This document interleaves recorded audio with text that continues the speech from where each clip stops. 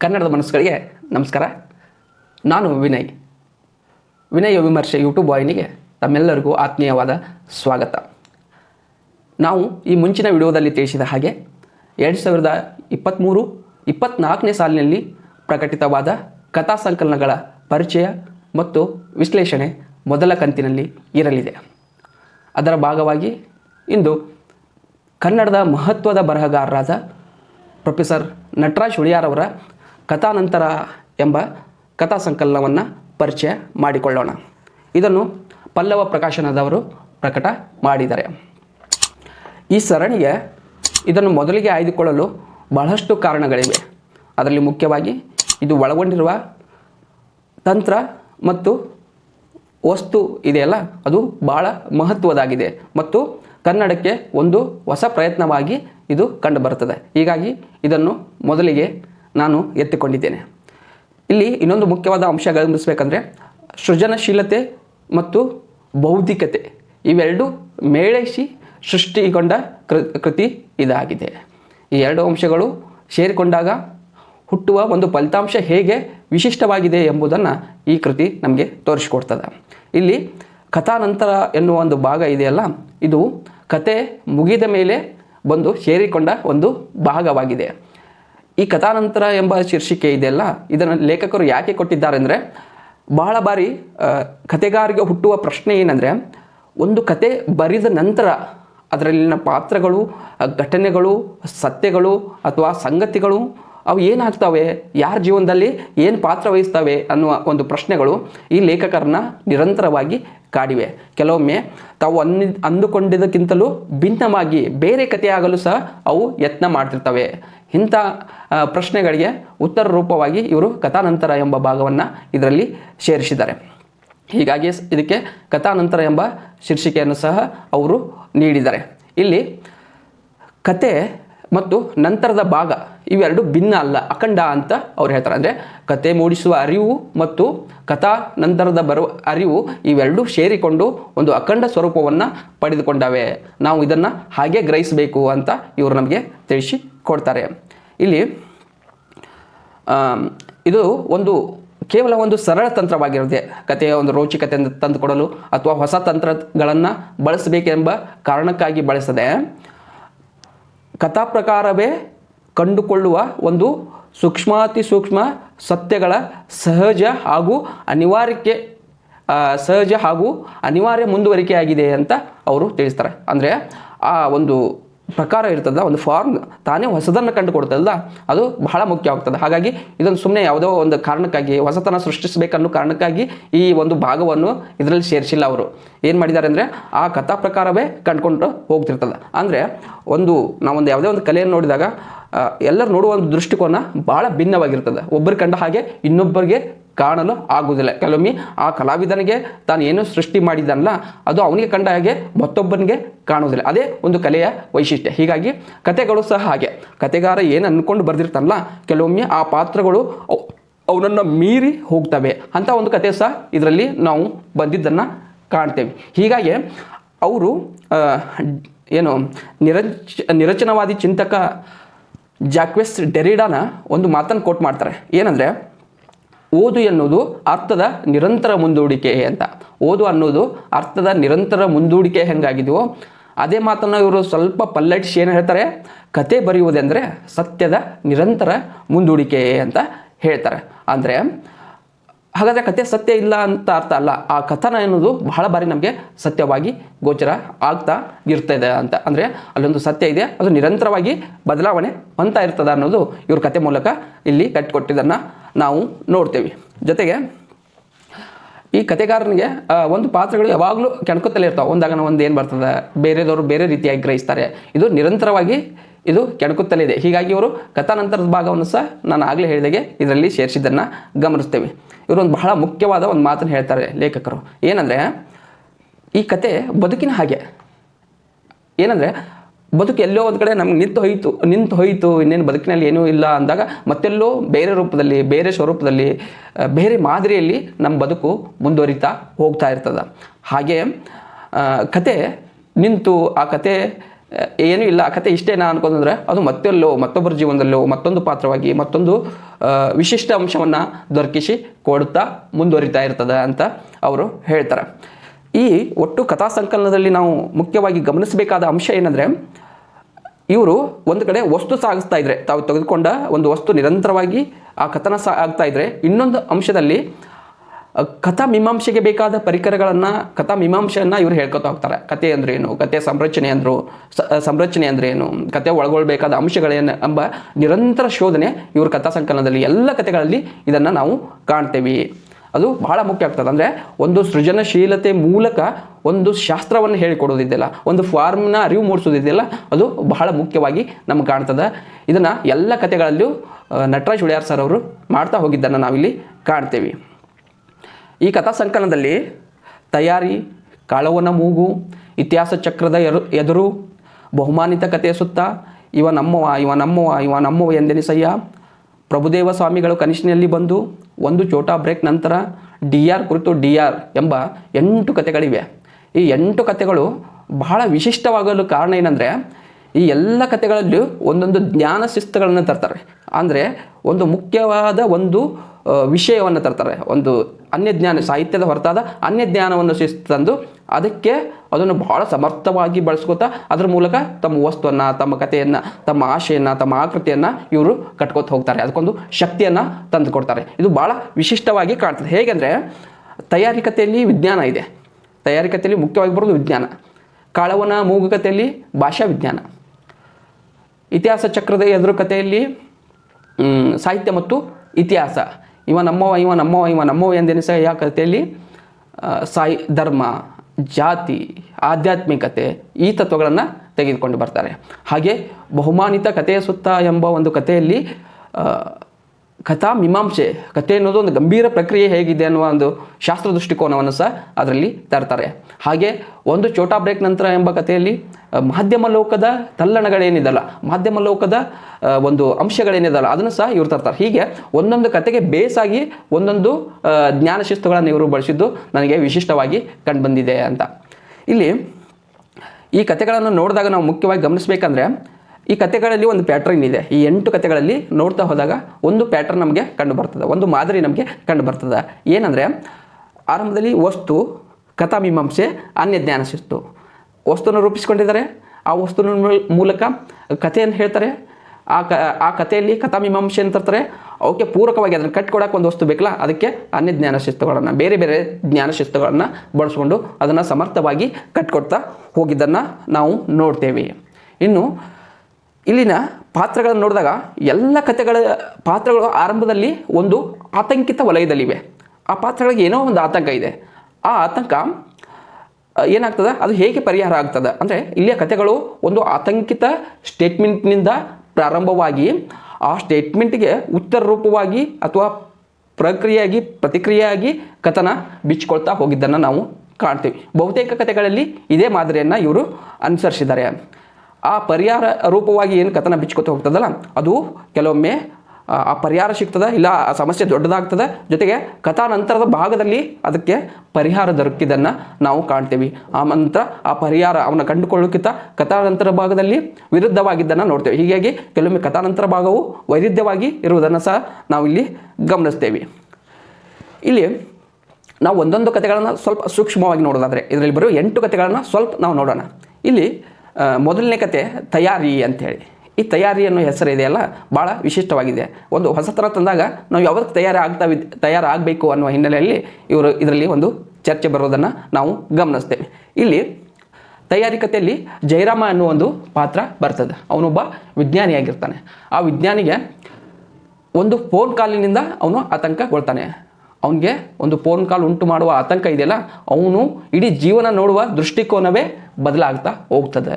ಅಂದರೆ ಒಂದು ಆರಾಮಿರುವಾಗ ವ್ಯಕ್ತಿ ಒಂದು ಸಹಜವಾಗಿ ಬದುಕುವಾಗ ಮತ್ತು ಆತಂಕಿತನಾಗಿ ಬದುಕುವಾಗ ಒಂದು ಸರಿಯಾಗಿದ್ದರು, ಅವನು ಸಹಜವಾಗಿ ಬದುಕ್ತಾ ಇದ್ರು, ಯಾರಿಗೆ ಹಾನಿ ಮಾಡದೆ ಬದುಕ್ತಾ ಇದ್ರು, ಅವನಿಗೆ ಬೇರೆ ಬೇರೆ ವ್ಯಕ್ತಿಗಳಿಂದ ಆಗುವ ಒಂದು ತೊಂದರೆ ಅಥವಾ ಕಿರುಕುಳ ಇದೆಯಲ್ಲ, ಆ ಕಿರುಕುಳ ತಾನು ಮಾಡದೇ ಇರೋ ತಪ್ಪಿಗೆ ಅನುಭವಿಸುವ ಒಂದು ಕಿರುಕುಳ ಇದೆಯಲ್ಲ, ಆ ಆ ಕಿರುಕುಳ ಉಂಟು ಮಾಡುವ ಆತಂಕ ಇದೆಯಲ್ಲ, ಅದನ್ನು ಹೇಗೆ ಈ ಜಯರಾಮ ಮೀರ್ತಾನೆ, ಆ ಮೀರಲಿಕ್ಕೆ ಕಾರಣ ಏನು ಅನ್ನೋದನ್ನು ಈ ಕಥೆಯಲ್ಲಿ ಇವರು ಚರ್ಚೆ ಮಾಡ್ತಾ ಹೋಗ್ತಾರೆ. ಆ ಒಂದು ಫೋನ್ ಕಾಲ್ ಮಾಡುವ ಒಂದು ಪರಿಣಾಮ ಇದೆಯಲ್ಲ, ಒಟ್ಟು ಇವನು ಜಯರಾಮ ಒಂದು ಜೀವನ ನೋಡುವ ದೃಷ್ಟಿಕೋನ ಬದಲು ಆಗ್ತದ ಅಂತ. ಅಂದರೆ ಇಲ್ಲಿ ಇನ್ನೊಂದು ಪಾತ್ರ ಬರ್ತದೆ, ರಾಮೇಗೌಡರು ಯಾಕೆ ಆತಂಕದಲ್ಲಿ ಇರ್ತಾರೆ ನಿಜವಾಗ್ಲೂ ಅನ್ನೋದು ಅವ್ನಿಗೆ ಯಾವಾಗ ಗೊತ್ತಾಗ್ತದೆ ಅಂದರೆ ತನಗೆ ಆತಂಕ ಬಂದಾಗ. ಅಂದರೆ ನನಗೆ ಒಬ್ಬರು ನೋವು ಗೊತ್ತಾಗಬೇಕಂದ್ರೆ ಆ ನೋವನ್ನು ಸ್ವಲ್ಪ ಆದರೂ ನಾವು ಅನುಭವಿಸ್ಬೇಕು, ಆವಾಗ ಆ ಒಂದು ವ್ಯಕ್ತಿಯ ಒಂದು ನೋವನ್ನು ಸಹಜವಾಗಿ ಅರಿಬೋದು. ಹಾಗೆ ನಮಗೆ ಬೇರೆಯವರ ಆತಂಕಗಳು ನಮಗೆ ಸಹಜವಾಗಿ ಗೊತ್ತಾಗಲ್ಲ, ಆ ಆತಂಕ ನಮಗೆ ಉಂಟಾದಾಗ ಗೊತ್ತಾಗ್ತದೆ. ಆ ಅರ್ಥದಲ್ಲಿ ನಾವು ಜಯರಾಮನನ್ನು ಗ್ರಹಿಸಬಹುದಾಗಿದೆ ಅಂತ. ಇಲ್ಲಿ ಈ ಕಥೆಯಲ್ಲಿ ಒಂದು ಕಥಾಮೀಮಾಂಸೆ ಇದೆ, ಅದರ ಪರಿಣಾಮ ಸಹ ನಾವು ಕಾಣ್ತೀವಿ. ಅಂದರೆ ಕತೆ ಉಂಟು ಮಾಡುವ ಪರಿಣಾಮ ಇದೆಯಲ್ಲ ಬಹಳ ಮಹತ್ವ ಆಗ್ತದೆ. ಹೀಗಾಗಿ ನಮ್ಮ ಭಾರತೀಯ ಪರಂಪರೆಯಲ್ಲಿ ಕಥನಕ್ಕೆ ಬಹಳ ಒಂದು ಮಹತ್ವ ಯಾಕಿದೆ ಅಂದರೆ ಅದು ಜೀವನದ ಮೇಲೆ ಉಂಟು ಮಾಡುವ ಪರಿಣಾಮ ಇದೆಯಲ್ಲ ಭಾಳಷ್ಟಿದೆ, ಭಾಳಷ್ಟು ಬದಲಾವಣೆಗೆ ಕಾರಣ ಆಗ್ತದೆ. ನಾವೊಂದು ವಿಷಯವನ್ನು ಕಥನ ರೂಪದಲ್ಲಿ ಒಂದು ವಿಷಯವನ್ನು ಹೇಳಿದಾಗ ಅದು ಹೆಚ್ಚು ಪರಿಣಾಮಕಾರಿ ಆಗ್ತದೆ. ಇದು ನಮ್ಮೆಲ್ಲರ ಒಂದು ಮನೋಭಾವ ಆಗಿದೆ. ಹೀಗಾಗಿ ನಮ್ಮಲ್ಲಿ ಕಲೆ ಮತ್ತು ವಿಜ್ಞಾನ ಯಾವುದು ಶ್ರೇಷ್ಠ, ಯಾವ ಕನಿಷ್ಠ ಅನ್ನುವ ನಿರಂತರವಾದ ಒಂದು ಚರ್ಚೆ ಇರ್ತದೆ. ಆದರೆ ಈ ಕಥೆ ಏನು ಪ್ರೂವ್ ಮಾಡೋಕ್ಕೆ ಪ್ರಯತ್ನ ಮಾಡ್ತದಂದ್ರೆ ಕಲೆ, ವಿಜ್ಞಾನ ಈ ಎಲ್ಲ ವಸ್ತುಗಳನ್ನು ತಗೊಂಡು ಒಂದು ಸಮನ್ವಯದಿಂದ ಜೀವನ ಮಾಡಬೇಕು. ಆ ಸಮನ್ವಯ ಯಾವುದು ಮೇಲಲ್ಲ, ಯಾವುದು ಕೀಳಲ್ಲ ಅನ್ನೋ ಅರ್ಥದಲ್ಲಿ ಇವರು ಆ ಕಲೆ ಮತ್ತು ವಿಜ್ಞಾನದ ಸಮನ್ವಯನ ಜಯರಾಮನ ಮೂಲಕ ಇಲ್ಲಿ ಕಟ್ಟಿಕೊಟ್ಟಿದ್ದನ್ನು ನಾವು ಗಮನಿಸ್ತೇವೆ. ಇಲ್ಲಿ ಅದಕ್ಕೆ ಉದಾಹರಣೆಯಾಗಿ ನೋಡಬೇಕಂದ್ರೆ ಜಯರಾಮ ಆ ಸಾವಿನ ಭಯ ಕಾಡ್ದಾಗ ಅವನಿಗೆ ಕಾಲೇಜಿನಲ್ಲಿ ಒಂದು ಕತೆ ಓದಿರ್ತಾನೆ. ಅದು ಯಾವುದಂದರೆ ಡೆತ್ ಆಫ್ ಇವಾನ್ ಇಲೀಚ್ ಅಂತ. ಅಂದರೆ ಟಾಲ್ಸ್ಟಾಯ್ ಬರೆದ ಈ ಕತೆ ಇದೆಯಲ್ಲ ಅವನಿಗೆ ಕಾಲೇಜಿನಲ್ಲಿ ಓದಿದ್ದು ಈಗ ನೆನಪಾಗ್ತದೆ. ಆ ಕಥೆಯಲ್ಲಿ ಏನಾಗ್ತದಂದರೆ ಕಾಯಿಲೆಯಿಂದ ಹಾಸಿಗೆ ಹಿಡಿದಿರುವ ಇವಾನ್ ಇಲೀಚ್ಗೆ ಮನೆಯವರೆಲ್ಲ ಆರಾಮಾಗಿರುವುದನ್ನು ನೋಡಿ ಏನಾಗ್ತದೆ, ತಾನು ಸತ್ರು ಇಲ್ಲಿ ಯಾರು ತಲೆ ಕೆಡಿಸ್ಕೊಳ್ಳೋದಿಲ್ಲಲ್ಲ ಅಂತ ಒಂದು ಯೋಚನೆ ಬರ್ತದೆ. ಆ ಯೋಚನೆ ಅವಂಗೆ ಬಹಳ ಒಂದು ದಿಗ್ಭ್ರಮೆಯನ್ನು ಉಂಟು ಮಾಡ್ತದೆ. ಆ ಒಂದು ಕತೆ ಎಂದೋ ಓದಿದ ಒಂದು ಟಾಲ್ಸ್ಟಾಯ್ ಕತೆ, ಆ ಕಥೆಯ ಒಂದು ಸತ್ಯ ಈಗ ಇವನು ಕುಟುಕ್ತಾ ಇರ್ತದೆ, ಈಗ ಇವ್ನಿಗೆ ಹೇಳ್ತಾ ಇರ್ತದೆ. ಹೀಗೆ ಒಂದು ಕಲೆ ಮಾಡೋ ಪರಿಣಾಮ ಇರ್ತದೆ. ಎಂದೋ ಓದಿದ ಒಂದು ಕತೆ, ಎಂದೋ ಕೇಳಿದ ಒಂದು ಹಾಡು, ಎಂದೋ ಒಂದು ಹೇಳಿದ ಒಂದು ಫಿಲಾಸಫಿಕ್ ಥಾಟು ಮುಂದೆ ನಮ್ಮ ಜೀವನದಲ್ಲಿ ಬಹಳ ಪ್ರಯೋಜನಕಾರಿಯಾಗಿ ಕಾಣ್ತಾವೆ ಅಥವಾ ಪ್ರಯೋಜನಕಾರಿಯಾಗಿ ಬರ್ತಾವೆ ಅನ್ನೋದು ನಾವು ನೋಡ್ತೇವೆ. ಹೀಗಾಗಿ ಜಯರಾಮನಿಗೆ ಮತ್ತೆ ಜೀವನವನ್ನು ಆ ಒಂದು ಆತಂಕದಲ್ಲಿದ್ದಾಗ, ಜೀವನ ಸೋತ್ನೆ ಅಂದಾಗ ಮತ್ತೆ ಅವನಿಗೆ ಶಕ್ತಿಯುತವಾಗಿ ನಿಲ್ಲೋದು, ಅವನಿಗೆ ಸಾಮರ್ಥ್ಯ ತುಂಬಿಕೊಡೋದು ಒಂದು ಕತೆ ಆಗ್ತದಲ್ಲ, ಅದು ಮಹತ್ವದ ಆಗ್ತದೆ. ಇಲ್ಲಿ ಆ ಒಂದು ಇನ್ನೊಂದೇನಂದ್ರೆ ಆ ಕಲಾಕೃತಿಯೊಂದಿಗೆ ಅವನು ಸಾಧಿಸಿದ ಆಧ್ಯಾತ್ಮಿಕತೆ ಇದೆಯಲ್ಲ, ಓದು ಅನ್ನೋದಿದೆಯಲ್ಲ, ಅದು ಅವನಿಗೆ ಅಲ್ಲಿ ಸಹಾಯಕ್ಕೆ ಬರ್ತದೆ. ಸ್ವತಃ ಒಬ್ಬ ವಿಜ್ಞಾನಿ ಆಗಿದ್ದರೂ ಸಹ ಅವನಿಗೆ ಒಂದು ಪರಿಹಾರ ಕಂಡುಕೊಡೋದು ಯಾವುದೋ ಒಂದು ಕತೆ ಅಂದಾಗ ನಮಗೆ ಕಥೆಯ ಒಂದು ಶಕ್ತಿ, ಅದರ ಮಹತ್ವ ಅರಿವಾಗ್ತದೆ. ಇಲ್ಲಿ ಒಂದು ನಾವು ಎಲ್ಲ ಜ್ಞಾನಶಿಸ್ತುಗಳನ್ನು ಇದನ್ನು ಬಿಡಬೇಕು ಅಂತ ಆ ಅರ್ಥದಲ್ಲಿ ನೋಡ್ಬಾರ್ದು. ಎಲ್ಲವೂ ಮಹತ್ವದಾಗಿವೆ, ಇಲ್ಲಿ ಯಾವುವು ವರ್ಜ್ಯ ಅಲ್ಲ ಅನ್ನುವ ಅರ್ಥದಲ್ಲಿ ನಾವು ಗ್ರಹಿಸಬೇಕಾಗ್ತದೆ. ಇಲ್ಲಿ ಇನ್ನೊಂದು ಮುಖ್ಯ ಅಂಶ ಗಮನಿಸಬೇಕಂದ್ರೆ ಕಥೆಗಾರ ಈ ಎಲ್ಲ ಕಥೆಗಳಲ್ಲಿ ತನ್ನ ಕಥೆಯನ್ನು ಸಮರ್ಥನೆ ಮಾಡ್ಕೊಳ್ಳಕ್ಕೆ ಏನು ಮಾಡ್ತಾನೆ, ತನ್ನ ಕಥೆಯಲ್ಲೇ ಇನ್ನೊಬ್ಬ ಕಥೆಗಾರನ ದೃಷ್ಟಾಂತ ಅಥವಾ ಕತೆ ಅಥವಾ ಕಥನವನ್ನು ತೆಗೆದುಕೊಂಡು ತನ್ನ ಕಥನವನ್ನು ಸಮರ್ಥನೆ ಮಾಡ್ಕೋತಾ ಹೋಗ್ತಾನೆ ಕಥೆಗಾರ.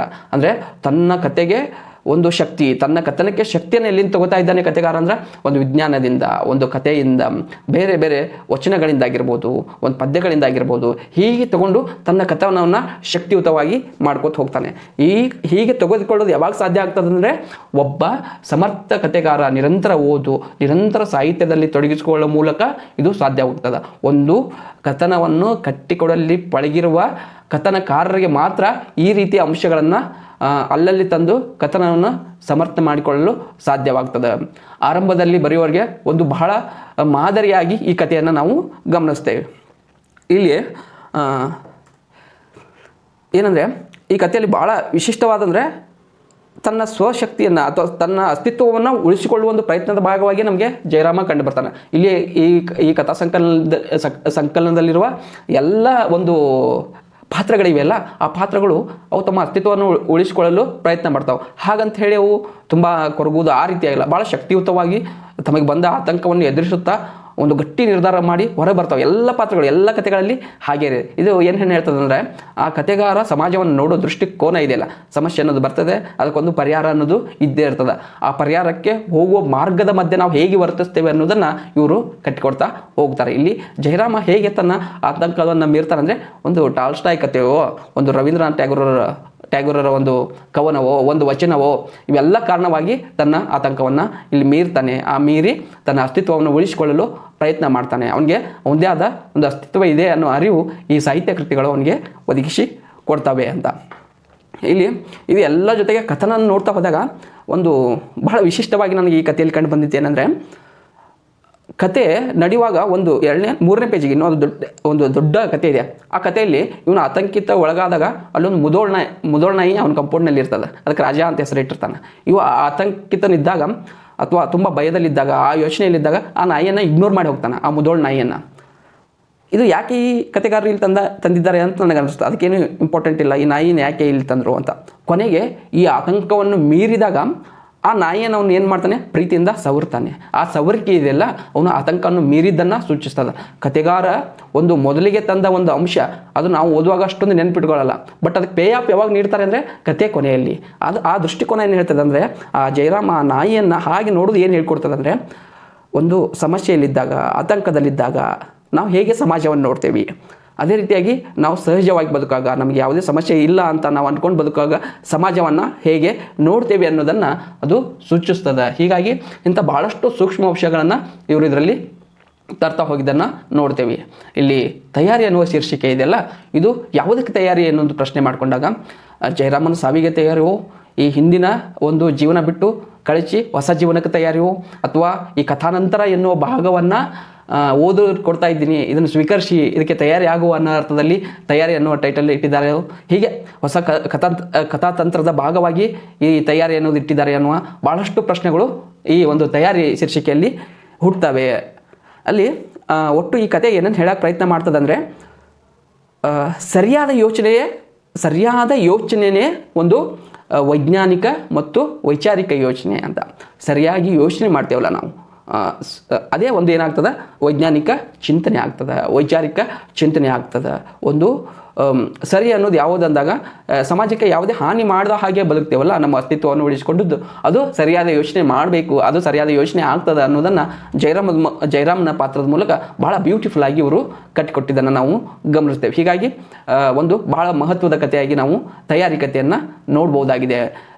ಇದರಲ್ಲಿ ಭಾಷೆ ಅಥವಾ ಭಾಳ ಸರಳವಾಗಿ ಎಲ್ಲರಿಗೂ ಅರ್ಥವಾಗುವ ರೀತಿಯಲ್ಲಿ ಕಥನಕಾರ ಅಥವಾ ಕಥೆಗಾರ ತನ್ನ ಕಥನದ ಮೂಲಕ ಏನನ್ನು ಕನ್ವೆ ಮಾಡಬೇಕಂತಲ್ಲ, ಅದನ್ನು ಭಾಳ ಸ್ಪಷ್ಟವಾಗಿ ಯಾವುದೇ ಗೊಂದಲ ಆಗದ ಹಾಗೆ ಭಾಳ ಬ್ಯೂಟಿಫುಲ್ ಆಗಿ ಈ ಒಂದು ಕಥೆಯಲ್ಲಿ ಕಟ್ಟಿಕೊಟ್ಟಿದ್ದನ್ನು ನಾವು ಕಾಣ್ತೇವೆ. ಇದರಲ್ಲಿ ಇನ್ನೊಂದು ಕತೆ ಕಾಳವನ ಮೂಗು ಅಂತ. ಕಾಳವನ ಮೂಗು ಭಾಳ ವಿಶಿಷ್ಟವಾದ ಮತ್ತು ಭಾಳ ಸುಂದರವಾದ ಒಂದು ಕತೆ ಇದಾಗಿದೆ ಅಂತ ನೋಡ್ರಿ. ಈ ಕಥೆಯಲ್ಲಿ ಒಂದು ಶಿಷ್ಟ ದೇಶಿ ಮುಖಾಮುಖಿ ಇದೆ. ಒಂದು ಶಿಷ್ಟತೆ, ಒಂದು ದೇಶಿ ಮುಖಾಮುಖಿಯಾದಾಗ ಹುಟ್ಟುವ ಸಂವೇದನೆ ಯಾವುದು ಅನ್ನುವ ಒಂದು ಪ್ರಶ್ನೆ ಹಿನ್ನೆಲೆಯಲ್ಲಿ ಈ ಕಥನ ಸಾಗ್ತಾ ಹೋಗ್ತದೆ. ಇಲ್ಲಿ ಭಾಷಾ ವಿಜ್ಞಾನ ಮತ್ತು ಬದುಕು ಮತ್ತು ಜನಸಾಮಾನ್ಯರ ಜವಾರಿ ಭಾಷೆಯ ಒಂದು ಲೋಕಜ್ಞಾನ ಇದೆಯಲ್ಲ, ಅದನ್ನು ಇದರಲ್ಲಿ ಕಟ್ಟಿ ಕೊಡ್ತಾ ಹೋಗ್ತಾರೆ ಅಂತ.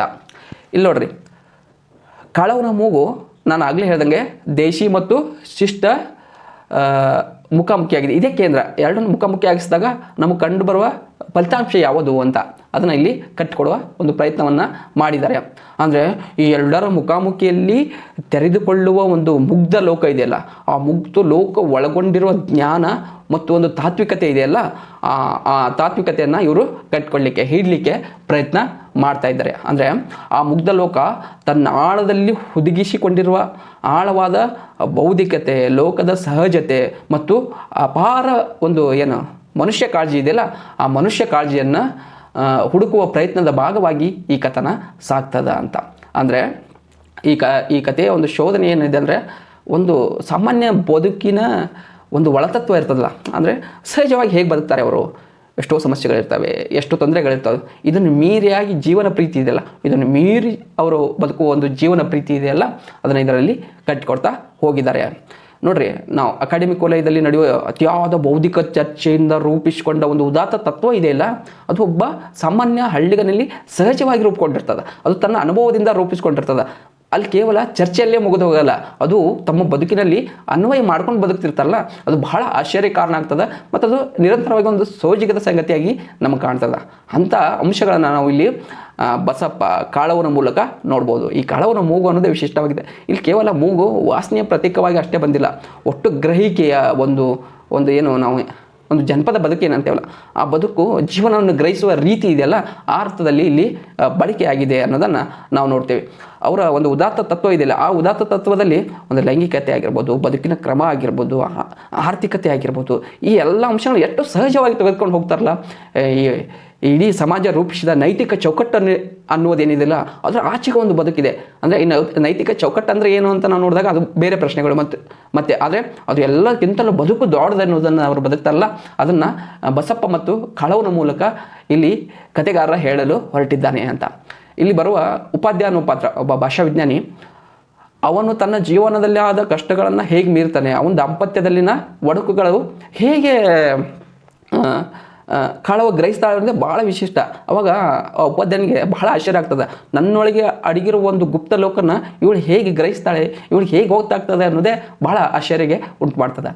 ಅದು ಏನೇನಂದರೆ, ಆ ಆಶ್ಚರ್ಯಕ್ಕೆ ಉಂಟು ಮಾಡಲು ಕಾರಣ ಅಂದರೆ ಆ ಬದುಕನ್ನು ಅವನು ಹಾಗೆ ಕಂಡಿರಲ್ಲ. ಅವ್ನು ಬದುಕು ನೋಡೋದು ತುಂಬ ಪ್ರಾಕ್ಟಿಕಲ್ ಅಂತ ನಾವೇನು ಅನ್ಕೋತೇವೆ, ಆ ಅರ್ಥದಲ್ಲಿ ನೋಡ್ತಿರ್ತಾನೆ. ಆದರೆ ಸಹಜವಾಗಿ ಬದುಕಿದಾಗ, ಮನುಷ್ಯ ಪ್ರೀತಿಯಿಂದ ಬದುಕಿದಾಗ ಆ ಸಂವಾದಗಳಲ್ಲಿ ಭಾಳಷ್ಟು ಅಂಶಗಳನ್ನು ನಾವು ಗ್ರಹಿಸ್ಬೋದು ಅನ್ನೋದನ್ನು ಕಾಳವನ ಹಿನ್ನೆಲೆಯಲ್ಲಿ ನಾವು ನೋಡ್ಬೋದು.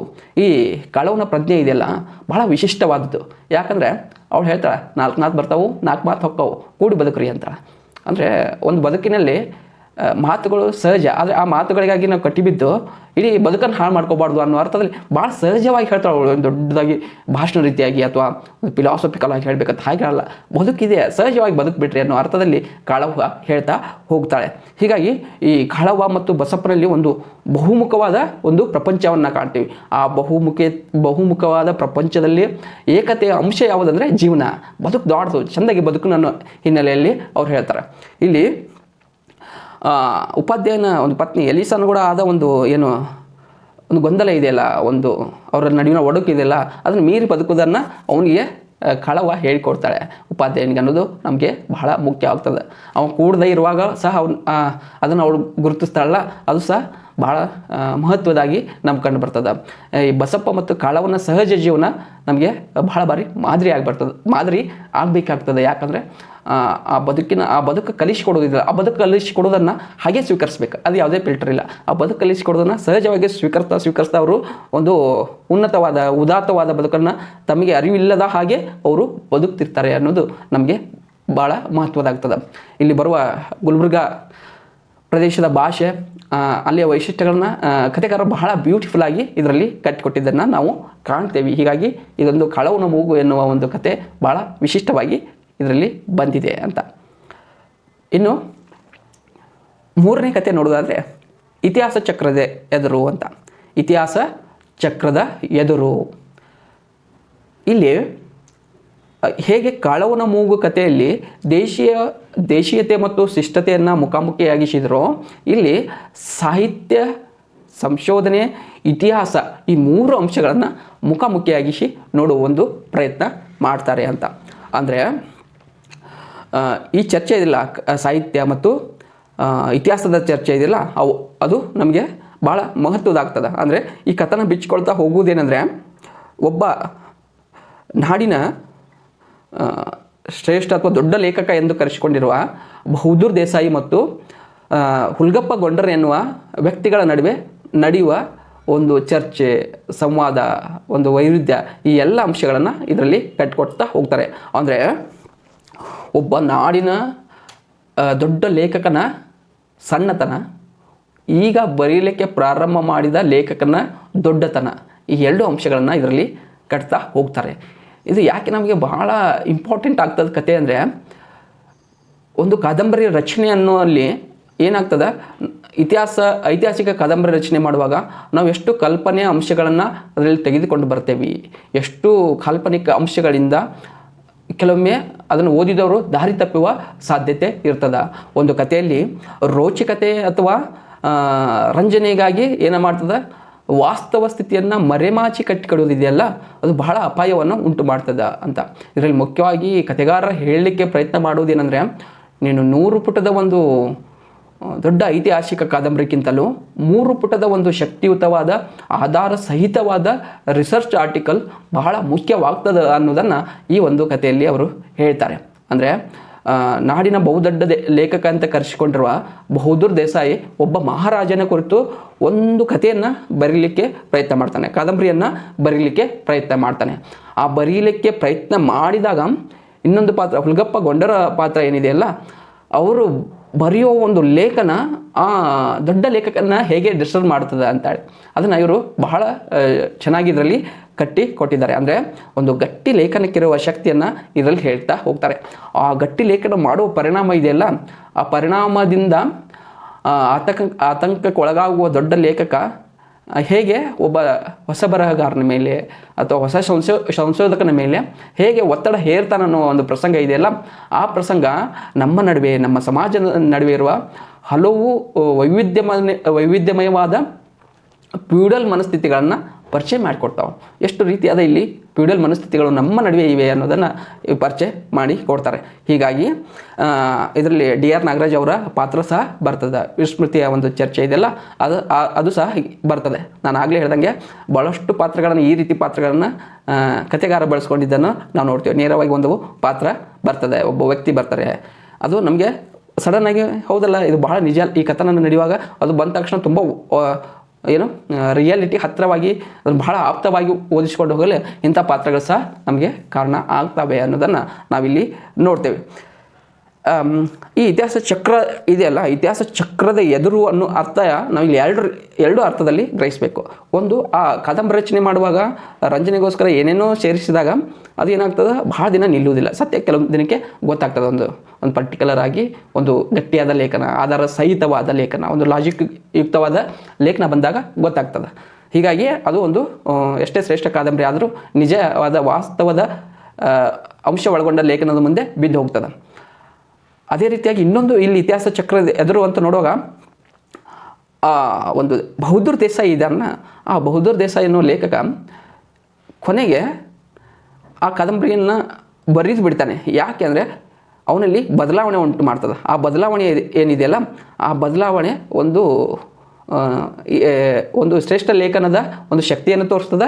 ಇನ್ನೊಂದು, ಇತಿಹಾಸ ಚಕ್ರದ ಎದುರು ಎಲ್ಲರೂ ಬದಲಾಗಬೇಕು, ಎಲ್ಲರೂ ಬದಲಾವಣೆ ಆಗ್ತದೆ. ಒಮ್ಮೆ ಮೇಲಿದ್ದವ್ರು ಕೆಳಗೆ ಬರಬೇಕು, ಕೆಳಗಿದ್ದವ್ರು ಮೇಲೆ ಹೋಗಬೇಕು ಅನ್ನೋ ಅರ್ಥದಲ್ಲಿ ಈ ಒಂದು ಇತಿಹಾಸ ಚಕ್ರದ ಎದುರು ಎನ್ನುವ ಕಥೆಯನ್ನು ನಾವು ಗ್ರಹಿಸಬೇಕಾಗ್ತದೆ.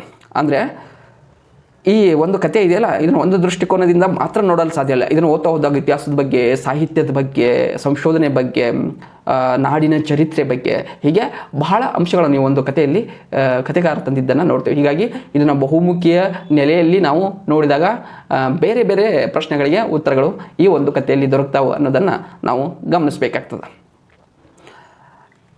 ಇನ್ನೊಂದು ಕಥೆ ಇದರಲ್ಲಿ ಬರೋದು ಬಹುಮಾನಿತ ಕಥೆಯ ಸುತ್ತ ಅಂತ. ಅಂದರೆ ಈ ಬಹುಮಾನಿತ ಕಥೆಯ ಸುತ್ತ ಇದೆಯಲ್ಲ, ಇದೊಂದು ಬಹಳ ಸಂಕೀರ್ಣವಾದ ಕಥೆಯಾಗಿದೆ. ಈ ಕಥಾ ಸಂಕಲನದಲ್ಲೇ ಒಂದು ಸಂಕೀರ್ಣವಾದ ಕತೆ ಅಂದರೆ ಇದೇ ಆಗಿದೆ. ಇದರಲ್ಲಿ ಜೋಸೆಫ್, ರಾಮೇಗೌಡ, ಹಮೀದ ಅಂತ 3 ಜನ ಸ್ನೇಹಿತರ ನಡುವೆ ಒಂದು ಚರ್ಚೆ ಇದೆಯಲ್ಲ, ಆ ಚರ್ಚೆ ಕತೆ ಬರೆಯುವ ಕ್ರಿಯೆ ಒಂದು ಬಹಳ ಗಂಭೀರವಾದದ್ದು ಅನ್ನೋದನ್ನು ತಿಳಿಸ್ಕೊಡ್ತದೆ. ಇದು ಸ್ವಲ್ಪ ಸಂಕೀರ್ಣವಾದ ಕಥೆ ಆದರೂ ಓದ್ತಾ ಹೋದಾಗ ನಮಗೆ ಬೇರೆ ಬೇರೆ ಅಂಶಗಳು ಗೋಚರ ಆಗ್ತಾವೆ. ನಾವು ಯಾವ ದೃಷ್ಟಿಯಿಂದ ಸಂಕೀರ್ಣ ಅಂತ ಹೇಳಿದಂದರೆ, ಇದರಲ್ಲಿ ಭೂತ, ವರ್ತಮಾನ, ಭವಿಷ್ಯ ಈ 3 ಕಾಲಗಳಿವೆ. ಮತ್ತು ವರ್ತಮಾನದಲ್ಲಿ ನಡೀತಾ ಭೂತಕ್ಕೆ ಹೋದಾಗ ಆ ಭೂತಕಾಲದಲ್ಲಿ ನಡೆಯುವ ಕಥೆಯಲ್ಲಿ ಮತ್ತೆ ಉಪಕಥೆಗಳು ನಡೀತವೆ. ಹೀಗಾಗಿ ಕತೆ ಹಿಂದೆ ಮುಂದೆ ಆಗ್ತದೆ. ಹೀಗಾಗಿ ಇದೊಂದು ಸಂಕೀರ್ಣವಾದ ಒಂದು ತಂತ್ರವನ್ನು ಇಲ್ಲಿ ಕಥೆಗಾರ ಬಳಸಿದ್ದನ್ನು ನಾವು ನೋಡ್ತೇವೆ. ಹೀಗಾಗಿ ಇದೊಂದು ಸಂಕೀರ್ಣ ಕೃತಿಯಾಗಿದ್ದರೂ ಇದರ ಒಟ್ಟು ಆಶಯ ಏನಿದೆ ಅಂದರೆ, ಕತೆ ಬರೆಯುವ ಕ್ರಿಯೆ ಏನಿದೆಯಲ್ಲ ಅದು ಬಹಳ ಗಂಭೀರವಾದ ಕ್ರಿಯೆ ಆಗಿದೆ ಅಂತ ಅವ್ರು ಹೇಳಿದ್ದನ್ನು ನಾವು ಗಮನಿಸಬೇಕಾಗ್ತದೆ. ಅಂದರೆ ಕತೆ ರಚನೆಗೊಂಡಾದ ಮೇಲೆ ಉಂಟಾಗುವ ಪರಿಣಾಮವನ್ನು ನಾವು ಮೊದಲೇ ಚರ್ಚೆ ಮಾಡಿದ್ದೇವಲ್ಲ, ಅದು ಕಾಕತಾಳೀಯ ಆದರೂ ಕಥೆಗಾರ ಅದಕ್ಕೆ ತನ್ನೇ ತಾನು ಆರೋಪಿಸ್ಕೊಳ್ತಾನೆ. ಅದು ಯಾಕೆ ಅನ್ನೋ ಒಂದು ಪ್ರಶ್ನೆಗೆ ಉತ್ತರ ರೂಪವಾಗಿ ಈ ಕಥೆಯನ್ನು ಇವರು ಕಟ್ತಾ ಹೋಗ್ತಾರೆ.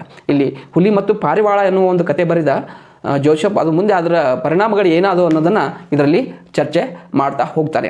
ಈ ಕಥೆಯಲ್ಲಿ ಏನು ಬರ್ತದೆ, ಅನುಭವ ಕಥನ ಬರ್ತದೆ, ತಾವಿರುವ ವಾಸ್ತವದ ಕಥನ ಬರ್ತದೆ, ಮತ್ತು ಭವಿಷ್ಯದಲ್ಲಿ ನಡೆಯಬಹುದಾದ ಪರಿಣಾಮ ಕುರಿತ ಚಿಂತನೆ ಸಹ ಈ ಒಂದು ಕಥೆಯಲ್ಲಿ ಬರೋದನ್ನು ನಾವು ನೋಡ್ತೇವೆ. ಅಂದರೆ ಒಟ್ಟಿನಲ್ಲಿ ಕತೆ ಬರೆದಾದ್ಮೇಲೆ ಏನಾಗ್ತದೆ ಎಂಬ ಒಂದು ಆಲೋಚನೆ ಇದೆಯಲ್ಲ, ಅದು ಭಾಳಷ್ಟು ಬಾರಿ ನಮಗೆ ಕತೆ ಬರೆಯೋಕ್ಕೆ ತೊಡಕನ್ನು ಉಂಟು ಮಾಡ್ತದೆ.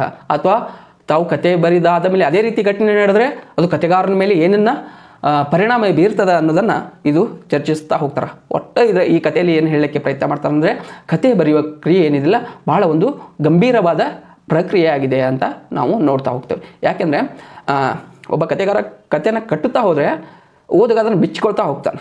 ಆ ಬಿಚ್ಚುವ ಸ್ಥಿತಿ ಇದೆಯಲ್ಲ, ಆ ಬಿಚ್ಚುವ ಸ್ಥಿತಿಯಲ್ಲಿ ಆ ಕತೆ ಅನಂತ ಅರ್ಥಗಳನ್ನು ಏನು ಹೊರಡಿಸ್ತಾ ಇರ್ತದೆ. ಹೀಗಾದಾಗ ಅವನು ಗ್ರಹಿಸುವ ರೀತಿ ಬದಲಾಗ್ಬೋದು ಅಥವಾ ಅವನ ಗ್ರಹಿಕೆ ಬದಲಾಗ್ಬೋದು. ಒಮ್ಮೆ ರಚನೆ ಆದ ಕತೆ ಬೇರೆ ಬೇರೆ ಸಂದರ್ಭದಲ್ಲಿ ಬೇರೆ ಬೇರೆ ಕಾಲದಲ್ಲಿ ನಮಗೆ ಭಿನ್ನವಾಗಿ ಕಾಣ್ತದೆ. ಹೀಗಾಗಿ ಇಲ್ಲಿ ಕತೆಗಾರ ತಮ್ಮನ್ನೇ ತಾವು ಆರೋಪಿಸಿಕೊಳ್ಳುವುದು ಅಷ್ಟೊಂದು ಸರಿಯಾದ ಕ್ರಮ ಅಲ್ಲ ಅಂತ ನನಗೆ ಅನಿಸುತ್ತದೆ. ಇದೊಂದು ಸಂಕೀರ್ಣವಾದ ಕೃತಿಯಾಗಿದ್ದರೂ ಕಥಾಮೀಮಾಂಸೆ ಕುರಿತು, ಕತೆ ಕುರಿತು, ಅದರ ಸಂರಚನೆ ಕುರಿತು ಭಾಳಷ್ಟು ಅಂಶಗಳನ್ನು ಈ ಕಥೆಯಲ್ಲಿ ಕಟ್ಟಿಕೊಡ್ತಾ ಹೋಗ್ತಾರೆ.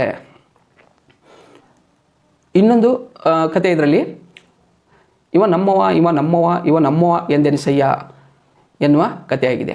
ಈ ಕಥೆಯಲ್ಲಿ ಒಬ್ಬ ಕತೆಗಾರ ಮತ್ತು ಸಹೃದಯ ಮುಖಾಮುಖಿಯಾದಾಗ ಅವರಿಬ್ಬರ ನಡೆಯುವ ಸಂಭಾಷಣೆ ಏನಿದೆ, ಆ ಇಬ್ಬರ ನಡುವೆ ನಡೆಯುವ ಅರ್ಥಗಳು ಅಥವಾ ಆ ಇಬ್ಬರ ನಡುವಿನ ಮಾತುಗಳು ಹೊರಡಿಸುವ ಅರ್ಥಗಳೇನು, ತುಂಬ ಒಂದು ತಾತ್ವಿಕವಾದ ಸಂವಾದಗಳು ಇದರಲ್ಲಿ ಇವೆ.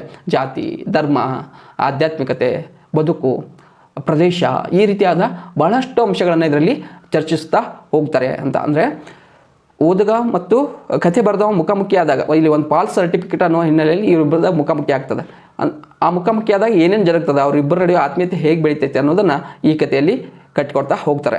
ಅಂದರೆ ಅದರಲ್ಲಿ ಒಂದು ಪ್ರಶ್ನೆ ಮಾಡ್ತಾನೆ ಒಂದು ಆ ಓದುಗ, ಏನಂದರೆ ನೀವು ಕತೆ ಬರೆದಿದ್ರಲ್ಲ ಆ ಫ್ಯಾಮಿಲಿ ಕತೆ ಏನಾಯಿತು ಅಂತ ಕೇಳ್ತಾನೆ. ಅಥವಾ ಆ ಪಾತ್ರಗಳು ಏನಾದವು, ಎಲ್ಲಿ ಹೋದವು ಅಂತ ಕೇಳ್ತಾನೆ. ಆಗ ಕತೆಗಾರ ಹೇಳೋದು, ಅವು ನಾನೆಲ್ಲಿ ಹುಡ್ಕೊಂಡು ಹೋಗಲಿ ಈಗ ಅಂತ, ನಾನೆಲ್ಲಿ ಹುಡ್ಕೊಂಡು ಹೋಗ್ಲಿ, ಅವು ಏನೋ ಆಗ್ತಾವೆ, ಎಲ್ಲೇ ಹೋಗ್ತಾವೆ ಅನ್ನೋ ಅರ್ಥದಲ್ಲಿ ಅವರು ಇಲ್ಲಿ ಚರ್ಚೆಯನ್ನು ಮಾಡ್ತಾರೆ. ಕತೆ ಆಚೆಗೆ ಆ ಪಾತ್ರಗಳಿಗೆ ಏನಾಗ್ತದೆ ಅನ್ನೋದು ಯಾವುದೇ ಕತೆಗಾರನಿಗೆ ಗೊತ್ತಿರೋದಿಲ್ಲ. ಸೊ ಅದನ್ನು ಈ ಕತೆ ತುಂಬ ಬ್ಯೂಟಿಫುಲ್ಲಾಗಿ ಕಟ್ಟಿಕೊಡ್ತದೆ. ಇದರಲ್ಲಿ ಜಾತಿ, ಧರ್ಮ, ಪ್ರದೇಶದ ಜೊತೆಗೆ ಅದರಲ್ಲಿರುವ ಒಂದು ಗೊಂದಲಗಳು, ಅದಕ್ಕೆ ಪರಿಹಾರ ರೂಪವನ್ನು ಇದರಲ್ಲಿ ಕೊಡ್ತಾ ಹೋಗ್ತಾರೆ. ಭಾಳ ಒಂದು ಜ್ಞಾನಾತ್ಮಕವಾದ ಒಂದು ಓದ್ತಾ ಹೋದಾಗ ನಮ್ಗೆ ಭಾಳಷ್ಟು ನಾಲೆಜನ್ನು ಒದಗಿಸಿಕೊಡುವ ಕತೆ ಇದಾಗಿದೆ. ಇದನ್ನು ಓದುವಾಗ ಬೇರೆ ಬೇರೆ ಸ್ಥಿತಿಗಳು, ಬೇರೆ ಬೇರೆ ಅಂಶಗಳು, ಒಬ್ಬ ಕತೆಗಾರ ಬರ್ತಾನೆ, ಬೇರೆ ಬೇರೆಯವರು ಬರೋ ಮೂಲಕ ನಮ್ಮನ್ನು ತುಂಬ ಎಜುಕೇಟೆಡ್ ಮಾಡುವಂಥ ಒಂದು ಕತೆ ಇದಾಗಿದೆ ಅನ್ನೋದನ್ನು ನಾವು ಗಮನಿಸಬೇಕಾಗ್ತದೆ. ಇನ್ನೊಂದು ಇದರಲ್ಲಿ ಬರುವ ಕತೆ ಪ್ರಭುದೇವ ಸ್ವಾಮಿಗಳು ಕನಸಿನಲ್ಲಿ ಬಂತು ಅಂತ. ಪ್ರಭುದೇವ ಸ್ವಾಮಿಗಳು ಕನಸಿನಲ್ಲಿ ಬಂತು ಅಂತ. ಇಲ್ಲಿ ಮುಖಾಮುಖಿ ಆಗೋದಿದೆಯಲ್ಲ, ಎಲ್ಲ ಅಂಶಗಳಂತಂದು ಮುಖಾಮುಖಿ ಮಾಡ್ತಿರ್ತಾರಲ್ಲ ಈ ಕತೆಗಾರ, ಇಲ್ಲಿ ಸಾವು ಮತ್ತು ಆಸೆ ಇವೆರಡನ್ನೂ ಮುಖಾಮುಖಿಯಾಗಿಸ್ತಾನೆ. ಹೇಗೆ ಜಯರಾಮನಿಗೆ ಒಂದು ಸಾವಿನ ಆತಂಕ ಕಾಡಿತೋ ಹಾಗೆ ಇಲ್ಲಿ ಈ ಕಥೆಯಲ್ಲಿ ಬರುವ ರುದ್ರಣ್ಣ ಎನ್ನುವ ಪಾತ್ರಕ್ಕೆ ಸಹ ಒಂದು ಸಾವಿನ ಆತಂಕ ಕಾಡ್ತಾ ಇರ್ತದೆ ಅಂತ. ಇಲ್ಲಿ ಶ್ರೀಶೈಲದ ಪ್ರಭುದೇವ ಸ್ವಾಮಿಗಳು ಕನಸಿನಲ್ಲಿ ಬಂದು ಅವನಿಗೆ ನಿನ್ನ ಕೊನೆಗಾಲ ಬಂತು, ಕೈಲಾಸಕ್ಕೆ ಸಿದ್ಧನಾಗುವ ಅಂತ ಹೇಳ್ತಾರೆ. ಹಾಗೆ ಹೇಳಿದ ತಕ್ಷಣ ಆ ರುದ್ರಣ್ಣನ ಜೀವನದಲ್ಲಿ ಏನೇನು ಜರುಗ್ತದೆ, ಅವ ಯಾವುದಕ್ಕೆ ತಯಾರಿ ಮಾಡ್ಕೊತಾನೆ, ಹೇಗೆ ಪ್ರಿಪೇರ್ ಆಗ್ತಾನೆ ಅನ್ನೋದನ್ನು ಈ ಕತೆ ಕಟ್ಟಿಕೊಡ್ತಾ ಹೋಗ್ತದೆ. ಈ ಕತೆ ಒಂದು ಆತ್ಮವೃತ್ತಾಂತ ಮಾದರಿಯಲ್ಲಿರುವುದನ್ನು ನಾವು ನೋಡ್ತೇವೆ. ಸಾವು ಎಂಬ ಒಂದು ಸಂಗತಿ ಉಂಟು ಮಾಡಬಹುದಾದ ಒಂದು ಜಿಜ್ಞಾಸೆ ಇದೆಯಲ್ಲ, ಆಲೋಚನೆ ಇದೆಯಲ್ಲ, ಅದನ್ನು ಇದರಲ್ಲಿ ಕಾಣ್ತೇವೆ. ಅಂದರೆ ಜೀವನ ಅನ್ನೋದು ನಿರಂತರವಾದ ಒಂದು ಸಂಘರ್ಷ. ಇಲ್ಲಿ ಅದನ್ನು ಹೇಗೆ ಎದುರಿಸ್ತೇವೆ ಅನ್ನೋದನ್ನು ಈ ಕತೆ ಕಟ್ಟಿಕೊಡ್ತಾ ಹೋಗ್ತದೆ ಅನ್ನೋದನ್ನು ನಾವು ಗಮನಿಸ್ತೇವೆ. ಇದರಲ್ಲಿ ಇನ್ನೊಂದು ಬಹಳ ಮಹತ್ವದ ಕತೆ ಅಂದರೆ ಒಂದು ಛೋಟಾ ಬ್ರೇಕ್ ನಂತರ ಅಂತ. ಒಂದು ಛೋಟಾ ಬ್ರೇಕ್ ನಂತರ ಇಲ್ಲಿ ರಂಜಿತಾ, ಮಲ್ಲಿಕಾ, ರಮೇಶ್ ಅನ್ನುವ ಪಾತ್ರಗಳು ಬರ್ತವೆ. ಈ ಪಾತ್ರಗಳು ಏನೇನು ಸವಾಲುಗಳನ್ನು ಎದುರಿಸ್ತವೆ ಅನ್ನೋದನ್ನು ಇದರಲ್ಲಿ ಈ ಕಥನದಲ್ಲಿ ನಾವು ಕಾಣ್ತೇವೆ. ಅಂದರೆ ರಂಜಿತಾ ಎದುರಿಸುವ ಸವಾಲುಗಳು, ಮಲ್ಲಿಕಾ ಎದುರಿಸುವ ಸವಾಲು ಮತ್ತು ತಳಮಳ, ರಮೇಶನ ಒಂದು ತಳಮಳ, ಅವನ ಸಮಸ್ಯೆ, ಅವನ ಪ್ರಾಮಾಣಿಕತೆ, ಈ ಅಂಶಗಳನ್ನು ಇದರಲ್ಲಿ ಚರ್ಚಿಸ್ತಾ ಹೋಗ್ತಾರೆ. ಈ ಇಡೀ ಕಥಾ ಸಂಕಲನದಲ್ಲಿ ಒಂದು ದೀರ್ಘವಾದ ಕಥನ ಇದಾಗಿದೆ ಅಂತ. ಇಲ್ಲಿ ಛೋಟಾ ಬ್ರೇಕ್ ಅನ್ನೋದು ಬಹಳ ಒಂದು ರೂಪಕವಾಗಿ ನನಗೆ ಕಾಣ್ತದೆ ಈ ಕಥೆಯನ್ನು ಓದಿದಾಗ. ಯಾಕೆಂದರೆ ಛೋಟಾ ಬ್ರೇಕ್ ಅನ್ನೋದು ಒಂದು ಮಾಧ್ಯಮ ಲೋಕದಲ್ಲಿ ಬಳಸುವ ಒಂದು ಪದ ಆಗಿದೆ. ಈ ಒಂದು ಪಾರಿಭಾಷಿಕ ಪದವನ್ನು ನಾವು ಮಾಧ್ಯಮ ಲೋಕದಲ್ಲಿ ಕಾಣ್ತೀವಿ. ಆದರೆ ಬದುಕಿನಲ್ಲಿ ಒಂದು ಬ್ರೇಕ್ ಬೇಕಾಗ್ತದಲ್ಲ, ಆ ಬ್ರೇಕು ಸಹಜವಾಗಿ ಬರ್ಬೋದು ಅಥವಾ ಕೆಲವು ಕಾರಣಗಳಿಂದ ಹುಟ್ಟುವ ಸಮಸ್ಯೆಗಳಿಂದಾಗಿ ಆ ಬ್ರೇಕ್ ಬರ್ಬೋದು. ಆ ಬ್ರೇಕ್ ಅನ್ನೋದು ಬಹಳ ಮಹತ್ವದಾಗ್ತದೆ. ಇಲ್ಲಿ ನೋಡ್ರಿ, ಈ ಕಥೆಯಲ್ಲಿ ಯಾವ್ಯಾವ ಕಾರಣಕ್ಕಾಗಿ ತಮ್ಮ ಜೀವನ ಕಳೆದುಕೊಳ್ಳಲಿಕ್ಕೆ ಈ ಜೀವನವನ್ನು ಕಳೆದುಕೊಳ್ಳಲಿಕ್ಕೆ ಪ್ರಯತ್ನ ಮಾಡ್ತಾರೆ, ಆ ಸಮಸ್ಯೆ ಕೆಲವು ದಿನಕ್ಕೆ ಹೇಗೆ ಪರಿಹಾರ ಆಗ್ತದೆ ಅನ್ನೋ ಅರ್ಥದಲ್ಲಿ ಇವ್ರು ಕಟ್ಕೊಡ್ತಾ ಹೋಗ್ತಾರೆ. ಒಂದು ಛೋಟಾ ಬ್ರೇಕ್ ಅನ್ನೋದು ಜೀವನಕ್ಕೆ ಬೇಕಾದ ಬ್ರೇಕು ಸಹಜ, ಮತ್ತು ನಾವು ಮಾಧ್ಯಮ ಲೋಕದಲ್ಲಿ ನೋಡೋದು ಸಹಜ. ಹಾಗೆ ಈ ಬ್ರೇಕ್ ನಂತರ ಉಂಟಾಗುವ ಸಂಬಂಧಗಳಿದೆಯಲ್ಲ, ಸಾಂಗತ್ಯ ಇದೆಯಲ್ಲ, ಅದು ಬಹಳ ಮಹತ್ವದ ಆಗ್ತದೆ ಅನ್ನೋದನ್ನು ಇದರಲ್ಲಿ ಹೇಳ್ತಾ ಹೋಗ್ತಾರೆ. ಇಲ್ಲಿ ಮೀಡಿಯಾ ಕೆಲಸ ಮಾಡುವಾಗ ನಾವು ಯಾವುದೇ ಒಂದು ಕ್ರಿಯೆಯಲ್ಲಿ ಅಥವಾ ಕೆಲಸದಲ್ಲಿ ತೊಡಗಿದಾಗ ಉಂಟಾಗುವ ಒತ್ತಡಗಳಿದೆಯಲ್ಲ, ಆ ಒತ್ತಡಗಳನ್ನು ಮೀರಿ ಬದುಕಿದೆಯಲ್ಲ, ಅದು ಮುಖ್ಯವಾಗ್ತದೆ. ಇಲ್ಲಿ ಅದರಲ್ಲಿ ಮೀಡಿಯಾದಲ್ಲಿ ಕೆಲಸ ಮಾಡುವಾಗ ಉಂಟಾಗುವ ಒತ್ತಡಗಳೇನು, ಅದರಿಂದಾಗಿ ಹೇಗೆ ಮನಸ್ಥಿತಿಗಳು ರೂಪುಗೊಳ್ತವೆ, ಮನಸ್ಥಿತಿಗಳಿಂದ ಹೊರಗೆ ಬರಲು ಏನೇನು ಪ್ರಯತ್ನ ಮಾಡ್ತಾರೆ ಅನ್ನೋದನ್ನು ಇದರಲ್ಲಿ ಕಟ್ಟಿಕೊಡ್ತಾ ಹೋಗ್ತಾ ಇದ್ದಾರೆ. ಇಲ್ಲಿ ಈ ಕತೆ ಏನೇನು ಹೇಳೋಕ್ಕೆ ಪ್ರಯತ್ನ ಮಾಡ್ತದಂದರೆ, ಈ ಎಲ್ಲ ಬದುಕಿನಲ್ಲಿ ಎಲ್ಲಕ್ಕಿಂತ ಮುಖ್ಯವಾದದ್ದು ಏನಂದರೆ ಮಾನವ ಚೈತನ್ಯ ಅನ್ನೋದು. ಎಲ್ಲೂ ನಾವು ಒತ್ತಡದ ಬದುಕಿನಲ್ಲಿ, ಗೊಂದಲದಲ್ಲಿ ನಾವೇನು ಮಾಡ್ತಾ ಇದ್ದಿಲ್ಲ, ನಮ್ಮ ಒಳಗಿನ ಇರುವ ಒಂದು ಚೈತನ್ಯವನ್ನು ಕಳೆದುಕೊಳ್ತಾ ಇದ್ದೇವೆ. ಅಂದರೆ ಈ ಸಮಸ್ಯೆಗಳಿಂದಾಗಿ ಏನು ಮಾಡ್ತಿದ್ದೀವಿ, ನಮ್ಮ ಹೃದಯದ ಮಾತನ್ನು ನಾವು ಕೇಳ್ತಾ ಇಲ್ಲ, ಬೇರೆಯವ್ರ ನೋವಿಗೆ ಸ್ಪಂದಿಸ್ತಾ ಇಲ್ಲ. ಹೀಗಾಗಿ ನಾವೆಲ್ಲೋ ತುಂಬ ಮೆಕ್ಯಾನಿಕಲ್ ಆಗಿ ಯೋಚನೆ ಮಾಡ್ತಾ ಇದ್ದೇವೆ ಅನ್ನೋದನ್ನು ಹೇಳ್ತಾ ಅದಕ್ಕೆ ಪರಿಹಾರ ರೂಪವಾಗಿ ಏನು ಮಾಡ್ತಾ ಇದ್ದಾರೆ, ಮಾನವ ಚೈತನ್ಯವನ್ನು ಜಾಗೃತಗೊಳಿಸ್ಕೋಬೇಕು ಅನ್ನೋ ಅರ್ಥದಲ್ಲಿ ಇದರಲ್ಲಿ ಮತ್ತೆ ಇಬ್ಬರನ್ನು ಕೂಡಿಸ್ತಾರೆ. ಆ ಸಂಗತ್ಯ, ಆ ಸಂವಾದ ಮತ್ತೆ ಬೆಳೆಯಬೇಕಾದ ಅನಿವಾರ್ಯವನ್ನು ಈ ಕಥೆಯಲ್ಲಿ ಕಟ್ಟಿಕೊಟ್ಟಿದ್ದನ್ನು ನಾವು ಗಮನಿಸ್ತೇವೆ. ಇನ್ನೊಂದು ಇದರಲ್ಲಿ ಬರುವ ಕತೆ DR ನಂತರ ಇದು DR ಕುರಿತು DR ಎನ್ನುವುದು. ಈ DR ಕುರಿತು DR ಅನ್ನುವ ಕತೆ DR ತಮ್ಮನ್ನೇ ತಾವು ನೋಡಿಕೊಂಡಾಗ ಹೇಗೆ ಕಾಣ್ತಾರೆ ಅನ್ನುವ ಒಂದು ಅಂಶದ ಹಿನ್ನೆಲೆಯಲ್ಲಿ ಇದನ್ನು ಕಟ್ಟಿಕೊಟ್ಟಿದ್ದಾರೆ. ಅವನ ಬದುಕಿನಲ್ಲಿ ಇನ್ನೊಬ್ಬ ಇದ್ದರೆ ಹೇಗೆ ಅನ್ನೋ ಅರ್ಥದಲ್ಲಿ ಈ ಕಥೆಯನ್ನು ಇವರು ಕಟ್ಟಿಕೊಡ್ತಾ ಹೋಗ್ತಾ ಇದ್ದಾರೆ. ಭಾಳ ಹೊಸತನದಿಂದ ಕೂಡಿದ ಒಂದು ಕಥೆ ಇದಾಗಿದೆ. ಒಂದು ಪುಟ್ಟ ಕಥೆ ಆಗಿದ್ದರೂ ಒಬ್ಬ ದೊಡ್ಡ ಲೇಖಕನಾದ ಅಥವಾ ದೊಡ್ಡ ಬರಹಗಾರನಾದ ಒಬ್ಬ ವ್ಯಕ್ತಿಯ ವ್ಯಕ್ತಿತ್ವವನ್ನು ಕಟ್ಟಿಕೊಡ್ತದೆ. ಕನ್ನಡ ಸಾಹಿತ್ಯ ಲೋಕದ ಮಹತ್ವದ ಮತ್ತು ಶ್ರೇಷ್ಠ ವಿಮರ್ಶಕರಾದ DR ನಾಗರಾಜ್ ಅವರ ಜೀವನ ಕುರಿತು ಈ ಒಂದು ಕತೆ ಇದೆ. ಹೀಗಾಗಿ ಇದನ್ನು ಬಹಳ ಒಂದು ಮೊದಲನೇ ಬಾರಿಗೆ ಇದು ಅರ್ಥ ಆಗಲ್ಲ, ಸ್ವಲ್ಪ ಸಂಕೀರ್ಣನೂ ಇದೆ. ಅದು ಓದ್ತಾ ಹೋದಾಗ ನಮ್ಮೊಳಗಿನ ನಾವು ಒಬ್ಬರೇ ಇದ್ದೇವೆ ಅಥವಾ ಇಬ್ಬರಿದೆ, ಎರಡು ಆಲೋಚನೆಗಳಿದ್ದಾವ ಅಂತ ಈ ರೀತಿ ಆಲೋಚನೆ ಹುಟ್ಟುವಂತೆ ಮಾಡುವ ಒಂದು ಕತೆ ಇದಾಗಿದೆ. ಅಂದರೆ ಕೆಲವು ಬಾರಿ ಏನಾಗ್ತಾ ಇದೆ, ಈ ಕಥಾ ನಂತರದ ಭಾಗವೇ ವಿಮರ್ಶೆಯಾಗಿ ಮಾರ್ಪಡ್ತದೆ. ಈ ಕಥೆಯಲ್ಲಿ ಅದು ಸಹಜವಾಗಿ ನಾವು ನೋಡ್ತೇವೆ. ಹೀಗಾಗಿ ಬಹಳ ಒಂದು ವಿಶಿಷ್ಟ ಕಥೆಯಾಗಿ ನಾವು ಯಾವುದು DR ಕುರಿತು DR ಎನ್ನುವ ಕಥೆಯನ್ನು ಸಹ ನಾವು ಕಾಣಬಹುದಾಗಿದೆ.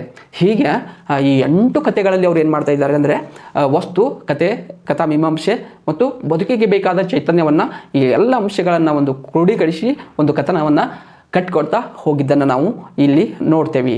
ಈ ಚರಿತ್ರೆ ಆಚೆ ವಾಸ್ತವ ಈ ಅಂಶಗಳನ್ನು ಇವರು ಕಥನದಲ್ಲಿ ಸಹಜವಾಗಿ ಬರ್ತಾ ಹೋಗ್ತವೆ. ಇಲ್ಲಿ ನಾನು ಆಗಲೇ ಹೇಳ್ದಂಗೆ ಈ ಸಂಕಲನದಲ್ಲಿ 2 ಅಂಶಗಳನ್ನು ನಾವು ಗಮನಿಸಬೇಕಾಗ್ತದೆ. ಒಂದು, ಕಥನ ಸಾಗ್ತಾ ಇರ್ತದೆ. ಆ ಕಥನ ಸಾಗ್ತಾ ಅದ್ರಾಗ ನಾವು ಇನ್ವಾಲ್ವ್ ಆದ ಹಾಗೆ ಒಂದು ನಾಲೆಜನ್ನು ತಂದು ಸೇರಿಸ್ತಾರೆ.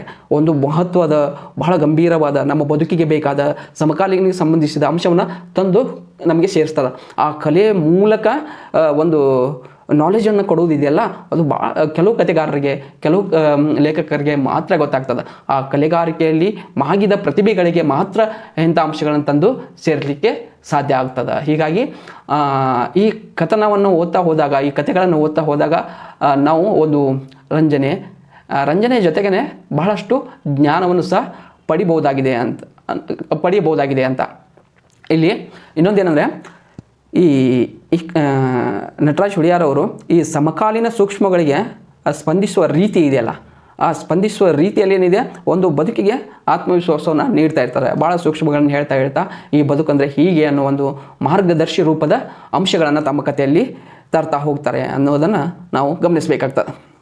ಇಲ್ಲಿ ಕೆಲವೊಮ್ಮೆ ಕಥೆಗಾರ ಆ ಕಥೆಯಲ್ಲೇ ಬರ್ತಾರೆ, ಕಥೆಯಲ್ಲಿ ಬಂದು ಅದನ್ನು ಕನ್ವೆ ಮಾಡೋಕ್ಕೆ ನೋಡ್ತಾರೆ. ಕೆಲವೊಮ್ಮೆ ಆ ಒಂದು ಕತೆ ಹೊರಗೆ ನಿಂತು ಆ ಕಥೆಯಲ್ಲಿರುವ ಪಾತ್ರಗಳ ಜಟಿಲತೆ ಆಗಿರ್ಬೋದು, ಅವರ ಒಂದು ಭಾವ ಆಗಿರ್ಬೋದು, ಅವರ ಆಲೋಚನೆಗಳನ್ನು ಬಹಳ ಸುಂದರವಾಗಿ ನಮಗೆ ಕಟ್ಟಿ ಕೊಡ್ತಾ ಹೋಗ್ತಾರೆ. ಹೀಗೆ ಇಷ್ಟೊಂದು ವಸ್ತುನಿಷ್ಠತೆ ಮತ್ತು ಒಂದು ಸೂಕ್ಷ್ಮ ಚಿತ್ರಣ ಅವರಲ್ಲಿ ಬರಲು ಕಾರಣ ಏನಂದರೆ ಅವ್ರದ್ದೊಂದು ಬೌದ್ಧಿಕವಾದ ಜರ್ನಿ ಇದೆಯಲ್ಲ, ಒಂದು ಬೌದ್ಧಿಕ ಪಯಣ ಇದೆಯಲ್ಲ ಕಥೆಗಾರನದು.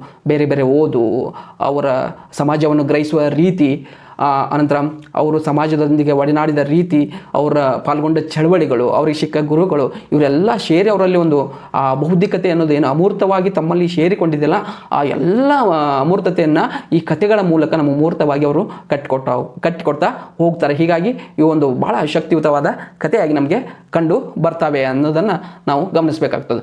ಆ ಬೌದ್ಧಿಕತೆ ಇರುವ ಕಾರಣಕ್ಕಾಗಿ ಈ ಕಥೆ ಒಂದು ಲೇಯರ್ ಇಲ್ಲ, ಭಾಳಷ್ಟು ಎಳೆಗಳು ಈ ಕಥೆಗಳಲ್ಲಿ ಇರುವುದನ್ನು ನಾವು ಗಮನಿಸ್ತೀವಿ. ಆ ಲೇಯರ್ನ ನೋಡ್ಕೊತ ಹೋದಾಗ, ಆ ಕಥೆಗಳನ್ನು ಎಳೆಗಳನ್ನು ನೋಡ್ತಾ ಹೋದಾಗ ನಮಗೆ ಆ ಲೇಖಕನ ಪ್ರತಿಭೆ, ಆ ಕಥೆಗಾರನ ಪ್ರತಿಭೆ ಸಹಜವಾಗಿ ದಕ್ತಾ ಹೋಗ್ತದೆ. ಇಲ್ಲಿ ಇನ್ನೊಂದು ಮುಖ್ಯವಾಗಿ ನಾವು ಆಗಲೇ ಹೇಳ್ದಂಗೆ ಈ ಕಥೆಗಳಲ್ಲಿ ಕಥಾ ಸಂರಚನೆಗೆ ಬೇಕಾದ ಪರಿಕರಗಳನ್ನು ಇವರು ಶೋಧಿಸ್ತಾ ಹೋಗ್ತಾರೆ ಮತ್ತು ಹೇಳ್ತಾ ಹೋಗ್ತಾರೆ. ಈ ಕಥೆ ಅನ್ನೋದು ನಿರಂತರ ಪ್ರಕ್ರಿಯೆ ಆಗಿದೆ ಅನ್ನೋದನ್ನು ಗುರಿಯಾಗಿಸಿಕೊಂಡು ಇವರು ಏನು ಕಥನ ಮಾಡ್ತಾರಲ್ಲ, ಆ ಕಥನದಲ್ಲಿ ಏನು ಹೇಳ್ತಾರೆ, ಕತೆ ಹೇಗಿರಬೇಕು, ಹೇಗೆ ಸಂರಚನೆಗೊಳ್ಳಬೇಕು, ಅದಕ್ಕೆ ಬೇಕಾದ ಅಂಶಗಳೇನು, ಅದು ಹೇಗೆ ಪರಿಣಾಮ ಬೀರ್ತದೆ ಅಂತ ಹೇಳ್ತಾರೆ. ಈಗ ಹೇಳುವಾಗ ಅದಕ್ಕೆ ಪೂರಕವಾಗಿ ಭಾಷಾ ವಿಜ್ಞಾನ, ಸಿನಿಮಾ, ಕನಸು ಅಂಥ ಅಂಶಗಳನ್ನು ಅದಕ್ಕೆ ಬೇಸಾಗಿ ಮಾಡಿಕೊಂಡು ಹೇಳ್ತಾ ಹೋಗ್ತಾರೆ ಅನ್ನೋದು ಮುಖ್ಯವಾಗಿ ನಾವು ಗಮನಿಸಬೇಕಾಗ್ತದೆ. ಅಂದರೆ ಇಲ್ಲಿಯ ಕಥೆಗಳು ಬಹುಧ್ವನಿಯುಕ್ತವಾಗಿವೆ. ಅಂದರೆ ಬಹಳಷ್ಟು ಅಂಶಗಳನ್ನು ಹೇಳ್ತಾ ಹೋಗ್ತವೆ. ಆ ಲೇಯರ್ ಅಂತ ಹೇಳಿದ್ನಲ್ಲ, ಹಾಗೆ ಬಹುಧ್ವನಿ, ಒಂದು ಧ್ವನಿ ಇಲ್ಲ, ಒಂದು ಆಚೆಗೆ ಒಮ್ಮೆ ಓದಾಗ ಒಂಥರ ಅನಿಸಿದ್ರೆ ಮತ್ತೊಮ್ಮೆ ಮತ್ತೊಂದು ಅಂಶನ ಕಟ್ಟಿಕೊಡ್ತದೆ. ಹೀಗಾಗಿ ಈ ಬಹುಧ್ವನಿಯುಕ್ತವಾದ ಈ ಕಥೆಗಳಿವೆಯಲ್ಲ, ಈ ಕಥೆಗಳಲ್ಲಿ ಯಾಕೆ ಇವು ಬಹುಧ್ವನಿಯುಕ್ತವಾಗಿದ್ರೆ ಕೇವಲ ಒಂದು ವಿವರಣೆ ಅಷ್ಟೇ ಇಲ್ಲ, ವಿವರಣೆ ಅಷ್ಟೇ ಇಲ್ಲ, ಮತ್ತು ವರ್ಣನೆ ಇದೆ ಅಂದರೆ ವರ್ಣನೆ ಅಷ್ಟೇ ಇಲ್ಲ, ಈ ವಿವರಣೆ, ವರ್ಣನೆ, ವ್ಯಾಖ್ಯಾನ, ಈ ಮೂರು ಕಟ್ಕೊಂಡು ಒಂದು ಸಮಗ್ರ ಕಲಾಕೃತಿಯಾಗಿ ಇಲ್ಲಿನ ಕಥೆಗಳು ನಮಗೆ ನಿಲ್ತಾವು. ಹೀಗಾಗಿ ಕತೆ ಮತ್ತು ಕಥನದ ಬಗೆಗೆ ಒಂದು ಮಹತ್ವದ ಚಿಂತನೆಯಾಗಿ ನಾನು ಈ ಕಥಾ ಸಂಕಲನವನ್ನು ನೋಡ್ತೀನಿ ಅನ್ನೋದು ಮುಖ್ಯ ಆಗ್ತದೆ. ಇನ್ನೊಂದು, ಈ ಕಥೆನ ಓದ್ತಾ ಹೋದಾಗ ಈ ಕಥಾನಂತರದ ಭಾಗ ಬರ್ತದಲ್ಲ, ಆ ಕತೆ ಮುಗಿದ ನಂತರ ಬಂದು ಸೇರಿಕೊಳ್ಳುವ ಭಾಗ ಇದೆಯಲ್ಲ, ಅದು ಬಹಳ ಬಾರಿ ಏನು ಮಾಡ್ತಾ ಇರ್ತದೆ, ಮುಂದುವರಿಕೆ ಭಾಗವಾಗಿ ಕಂಡುಬಂದರೂ ಅದೊಂದು ಅಖಂಡ ಸ್ವರೂಪ ಅಂತ ಲೇಖಕರು ಎಷ್ಟೇ ಹೇಳಿದರು, ಅದು ಎಲ್ಲೋ ಓದುಗನ ಭಾವನೆಯನ್ನು ನಿರ್ಬಂಧಿಸ್ತದೇನೋ ಅಥವಾ ಅನುಮಾನಿಸ್ತದೇನೋ ಅಂತ ನನಗೆ ಅನಿಸುತ್ತದೆ. ಕಥೆ ಅನ್ನೋದು ನಿರಂತರ ಪ್ರಕ್ರಿಯೆ ಅಂತ ಅವರು ಹೇಳ್ತಾರೆ. ಮತ್ತು ಈ ಕಥಾನಂತರದ ಭಾಗ ಇದರಲ್ಲಿ ಯಾಕೆ ಬೇಕು ಅನ್ನೋ ಒಂದು ಪ್ರಶ್ನೆ ನಮ್ಮ ಮುಂದೆ ಹುಟ್ಕೋತದೆ. ಯಾಕಂದರೆ ಕಥಾನಂತರದ ಭಾಗ ಮುಗಿದ ಮೇಲೂ ಸಹ ಕತೆ ಮತ್ತೆ ನಂತರ ಭಾಗ ಇದ್ದೇ ಇರ್ತದೆ. ಹೀಗಾಗಿ ಅದು ಕತೆ ಸಹಜವಾಗಿ ಕಂಡುಕೊಂಡಿದ್ರು ಆ ಕಥಾನಂತರದ ಭಾಗದ ನಂತರವೂ ಮತ್ತೆ ಕತೆ ಮುಂದುವರಿತದೆ. ಕೆಲವೊಮ್ಮೆ ಏನಾಗ್ತದೆ, ಈ ಕಥಾನಂತರದ ಭಾಗ ಕೊಟ್ಟಾಗ ಆ ಕತೆ ಮುಗಿದ ತಕ್ಷಣ ಒಂದು ಓದುಗನಲ್ಲಿ ಒಂದು ಭಾವನೆ ಮೂಡಿರ್ತದೆ, ಆ ಕತೆ ಬಗ್ಗೆ ಒಂದು ಆಲೋಚನೆ ಮೂಡಿರ್ತದೆ, ಆ ಕತೆ ಸ್ವರೂಪ, ಆ ಕತೆ ಆಶಯದ ಬಗ್ಗೆ ಅವನಿಗೆ ಒಂದು ಸ್ಪಷ್ಟ ಅಂಶ ಮೂಡಿರ್ತದೆ.